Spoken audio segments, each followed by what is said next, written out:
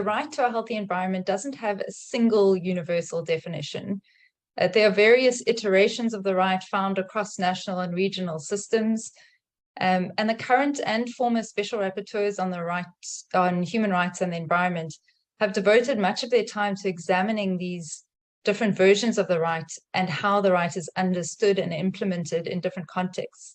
And as a result of their work and the work of many others studying the scope and content of the right to a healthy environment, it's possible for us to identify the common essential components of the right. And although this right will inevitably evolve and change over time, these elements of the right form the basic and procedural substantive foundations of the right to a healthy environment. So the procedural elements of the right to a healthy environment are the right of access to environmental information, public participation in environmental decision-making, and access to justice. And the substantive elements of the rights are the right to clean air, a safe climate, healthy and sustainably produced food, access to safe water and adequate sanitation, non-toxic environments in which to live, work, and play, and healthy ecosystems and biodiversity. So these procedural and substantive elements are the foundational meaning of the right to a healthy environment.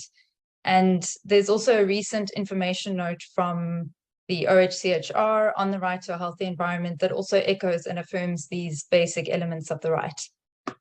So now that we've established what the right to a healthy environment offers in theory, we need to turn to the question of what benefit an ordinary person can actually gain from this right. And it's important to start by recognizing that we don't have a legally binding right to a healthy environment in international law. Some argue that this right does exist in customary international law, but we don't have consensus on this.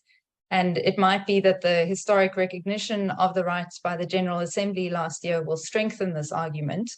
But as it stands, the General Assembly resolution itself remains a political declaration and not a legally binding one.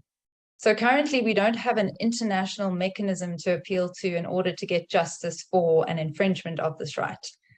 So this leaves us with regional and national legal systems.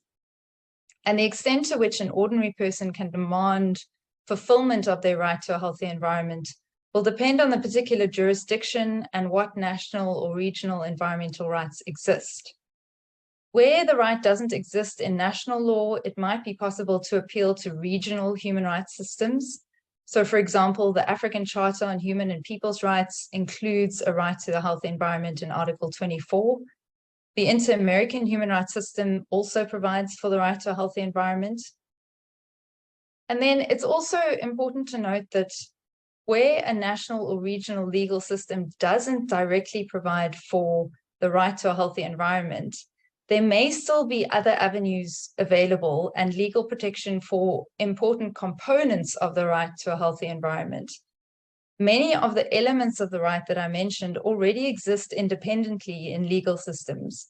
So, for example, it might be possible to gain access to environmental information, even where you don't have a distinct right to a healthy environment, if you live in a country where the state provides for a broader right of access to information in the constitution or in legislation.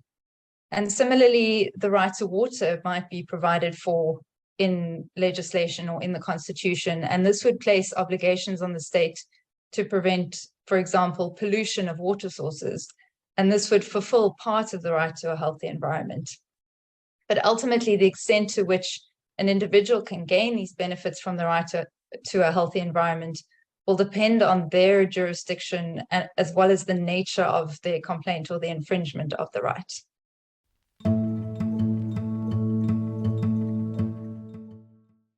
So, as with most human rights, the right to a healthy environment imposes obligations primarily on states. States are required to respect, protect, and fulfill human rights, but there are also human rights obligations on non-state actors, such as private businesses, transnational corporations, and international organizations, and they are all responsible for ensuring that their actions do not infringe on human rights.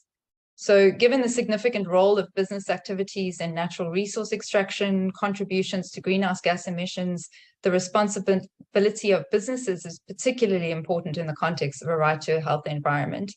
And then in addition to that, the responsibility of the state to hold those businesses accountable.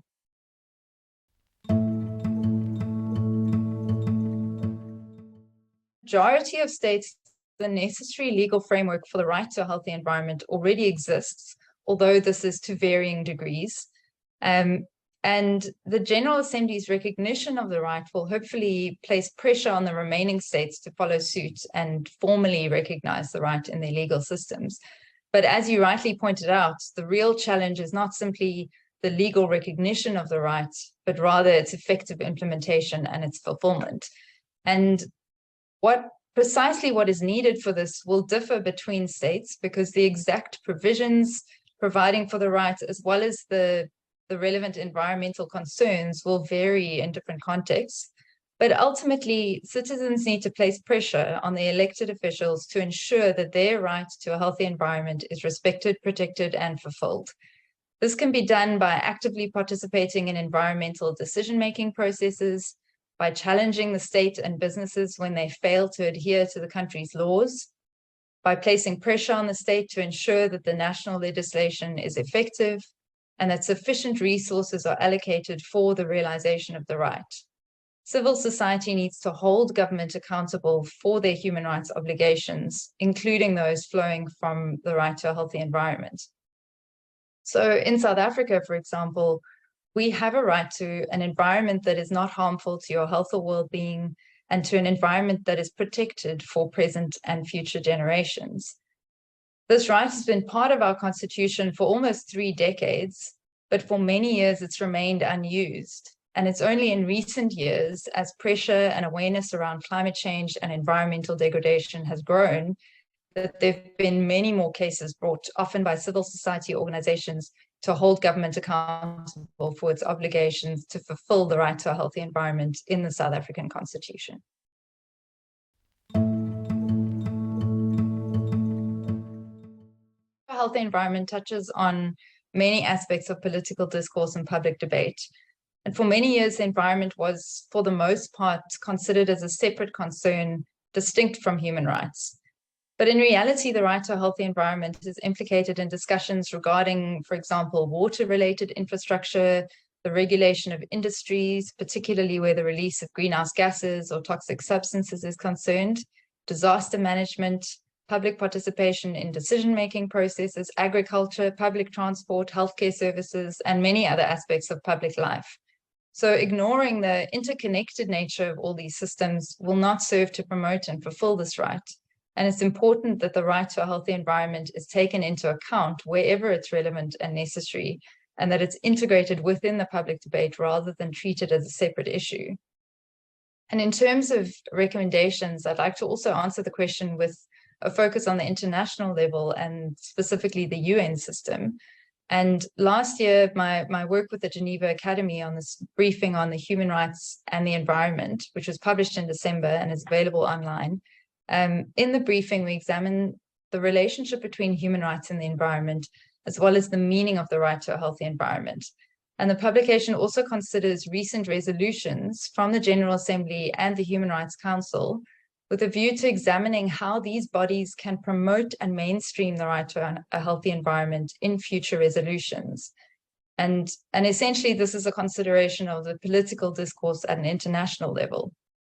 And in this context, the briefing recommends that future resolutions should refer to the right to a healthy environment, not only when it's directly discussed, but rather wherever it's relevant. So by affirming the elements of the right referred to earlier, future resolutions can promote the right, and they can also strengthen the links between, for example, the right to food and the right to a healthy environment, or between General Assembly resolutions on the atmosphere and the right to clean air.